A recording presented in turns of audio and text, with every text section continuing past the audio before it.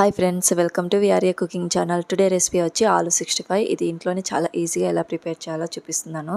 ముందుగా ఆలుని క్యూబ్స్లా కట్ చేసి పెట్టుకొని ఒక 2 సార్లు నీట్గా కడుక్కోవాలి. ఈ ఆలుని 80% దాకా ఉడికించుకోవాలి, మరి మెత్తగా ఉడికించుకోకూడదు.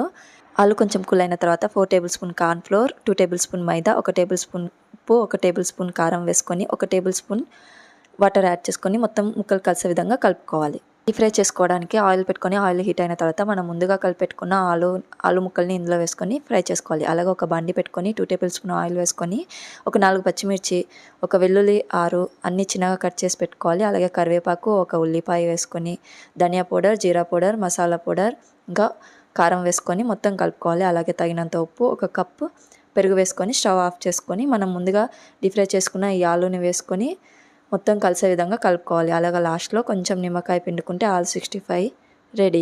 సబ్స్క్రైబ్ చేసుకోవడం మాత్రం